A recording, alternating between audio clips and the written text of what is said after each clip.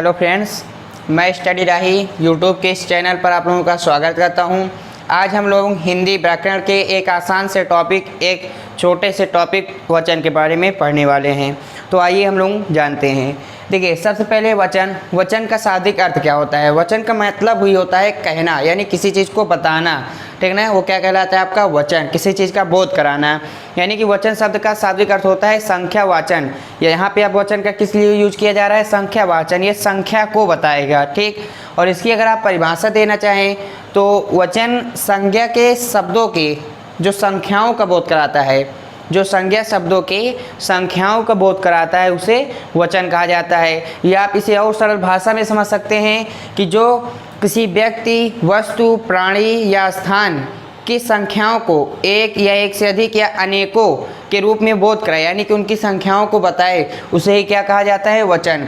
यहाँ पे सिंपल सी एक बात में आप समझ लीजिए, यहाँ पे वचन के बारे में यहाँ कहने का आशय ये है कि यहाँ पे संख्याओं का बोध कराएगा, ठीक है। तो हिंदी में हमारे मुख्य रूप से दो ही वचन होते हैं, एक हमारा एक वचन होता है और दूसरा बहुवचन, ठीक। बाकी हमारे होते हैं एक वचन, द्विवचन और बहुवचन, लेकिन हिंदी व्याकरण में मुख्य रूप से दो ही वचन होते हैं, एक वचन और बहुवचन। तो आइए अब हम लोग वचन की सबसे पहले परिभाषा को लिखकर इसकी परिभाषा को समझ लेते हैं।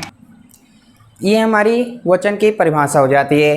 इसमें क्या कहा गया कि संज्ञा के जिस रूप से संख्या का बोध होता है उसे वचन कहते हैं। यानी कि संज्ञा के जिस रूप से संख्या का, यानी कि वहाँ पे आपको एक नंबर बताया जाएगा और उसी नंबर का जब आपको पता चलेगा तो उसे क्या कहा जाएगा, वचन कहा जाएगा।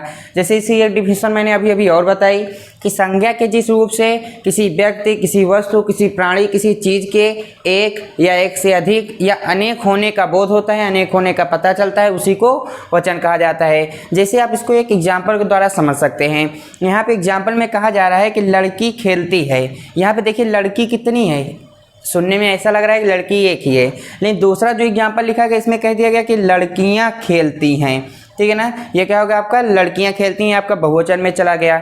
यानी कि ये आपका क्या था, एक वचन, और ये आपका क्या था, बहुवचन। तो इसी तरह होता है आपका ये वचन। तो हम लोगों ने वचन के बारे में जाना, अब हम बढ़ते हैं वचन के भेद की ओर। अब हम बढ़ते हैं आगे वचन की ओर, वचन के भेद की ओर, ठीक। अब देखिए यहाँ पे बात की गई वचन के भेद। तो वचन मुख्य रूप से हमारे हिंदी और इंग्लिश में दो ही प्रकार के होते हैं, और जो हमारे एक वचन, द्विवचन, बहुवचन होते हैं उन्हें संस्कृत में देखा जाता है। यानी कि संस्कृत में हमारे 3 वचन होते हैं, बाकी हमारे हिंदी व्याकरण में और इंग्लिश ग्रामर में हमारे 2 ही वचन होते हैं, ठीक। जैसे उसमें सिंगुलर नंबर एक वचन, प्लूरल नंबर बहुवचन, वैसे हिंदी में एक वचन और बहुवचन 2 ही वचन होंगे।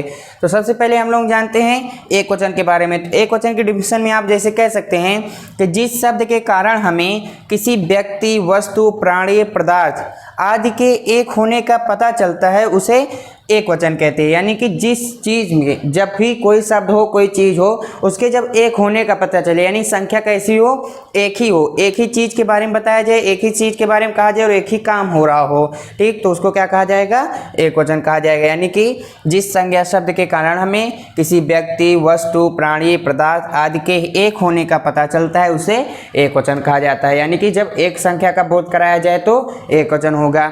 जैसे आप इसके एग्जाम्पल को समझ सकते हैं। यहाँ पे बात की जा रही है लड़का, एक ही लड़का है, लड़की सुनने में एक लग रहा है, गाय, सिपाही, बच्चा, कपड़ा, पुस्तक, यानी कि ये सब सुनने में कैसे लग रहे हैं, ये सब सुनने में आपको हमेशा एक ही वस्तुओं का बोध कराएं। जैसे मैंने कहा कि लड़का पढ़ता है तो एक लड़का है, ठीक। लड़की खेल रही है, एक लड़की खेल रही है, गाय चर रही है, एक गाय चर रही है, सिपाही जा रहा है, बच्चा गिर रहा है, कपड़ा धुल रहे हैं, वह कपड़ा धुल रही है, ठीक ना। कपड़ा धुल रही है यानी कि एक ही कपड़ा होगा। अगर कहा जाता है कपड़े धुल रही है तो बहुत सारा हो जाता है, ठीक। वह पुस्तक पढ़ रहा है तो यानी कि एक ही पुस्तक हुई। यानी कि कहने का आशय ये है कि जिस संज्ञा शब्द से जब हमें एक वस्तु का बोध हो, एक चीज़ के बारे में बताया जाए तो उसे हम एक वचन कहेंगे। जैसे एग्जाम्पल आपका इसके बोर्ड पे लिखा हुआ है, ठीक। अब हम बढ़ते हैं अपने अगले वचन की ओर, जिसे क्या कहा जाता है, बहुवचन। अब हम बढ़ते हैं अपने दूसरे वचन की ओर, यानी कि बहुवचन, ठीक ना। अब देखिए इसकी परिभाषा सेम टू सेम वैसे ही है।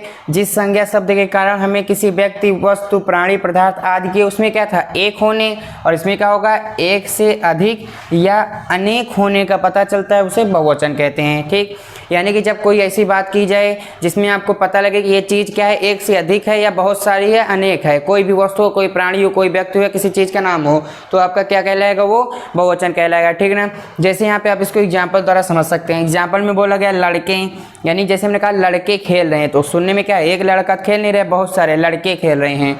लड़कियां पढ़ रही हैं, मेरे पास कलमें हैं, वह कपड़े धुल रही है, गुरुजन आ चुके हैं। देखिए यहाँ पे गुरु है लेकिन इसमें जन शब्द जुड़ गया था, क्या बन गया, इसका बहुवचन बन गया। ठीक।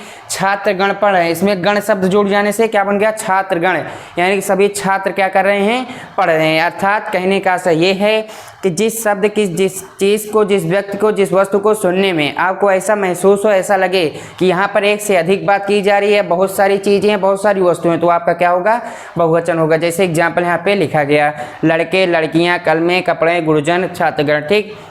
देखिए ये वचन एक हिंदी व्याकरण का छोटा सा टॉपिक है। ठीक। इसमें से आपको ज़्यादा से ज़्यादा पूछा क्या जा सकता है, जैसे आपको पूछ लिया वचन क्या है, कितने प्रकार के होते हैं, या इनके प्रकारों को पूछ लिया। अगर आपसे इन सब चीज़ों को नहीं पूछेगा तो डायरेक्ट आपसे, जैसे उसमें लिंग में हमने अगले वीडियो में पढ़ाया था, लिंग परिवर्तन पूछ लेता है, वैसे इसमें आपको वचन परिवर्तन पूछ लेगा। जैसे आपको दे दिया गया, एक तरफ आपको एक वचन लिख दिया जाएगा और एक तरफ बहुवचन। ठीक। आपको एक वचन दिया रहेगा और बहुवचन बनाना होगा। जैसे हमने यहाँ एक वचन में दे दिया लड़का, तो लड़का का बहुवचन लड़के, गाय, गाय का बहुवचन गाय, चिड़िया, चिड़िया का बहुवचन चिड़िया।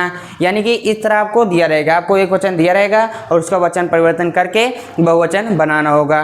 तो इस प्रकार हमारा आज का यह टॉपिक वचन यहीं पे समाप्त होता है। अब हम लेते हैं आपसे अलविदा और मिलते हैं एक अगले वीडियो में। तब तक के लिए थैंक यू सो मच।